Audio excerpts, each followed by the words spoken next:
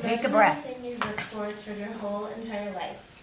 Every day, hour, minute, second being erased from everyone's minds just because of one single incident.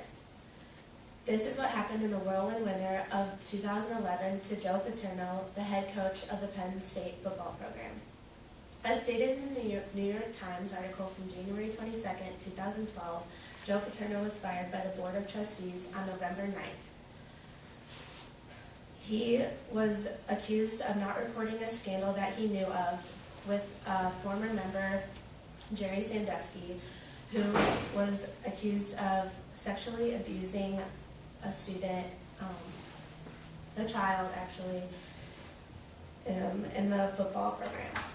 Many of my family members graduated from Penn State, and they were all big fans of Joe Paterno's. My grandpa actually played football with Joe, or not with him, but Joe Paterno was the assistant coach at the time, and my grandpa always talked about how he was such a strong-willed man, which made me want to further research about him and his accomplishments. Despite the scandal, Joe Paterno has done so much for not only the Penn State football program, but he has had a huge impact on others as well as the campus as a whole. I will provide some background information on Paterno and then lead into his individual influence on others while closing with the amount of effort he put into the university. As stated by Joe Paterno's obituary in the Los Angeles Times from January 23, 2012, Joseph Vincent Paterno was born on December 21, 1926, and he grew up in the large city of Brooklyn, New York. He played basketball and football at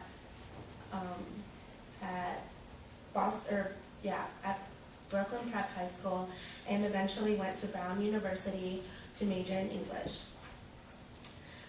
He planned on going to Boston Law School, but plans changed when the head coach of Brown High School, Rip Engel, left to coach Penn State. Joe Paterno followed him and became the coach for the quarterbacks. Eventually, Rip Engel retired, and Joe Paterno became the head coach of Penn State. He was offered many head coaching jobs, one at Yale and one for the New England Patriots, but he refused both offers, according to the LA Times. Paterno didn't care about his money. He only wanted to help as many people as he possibly could, including his family and his friends. His effect on people was, and still is, everlasting. In the Osceola Star-Banner article from January 26, 2012, former NFL player Charles V. Pittman said Paterno was a lifelong influence and inspiration.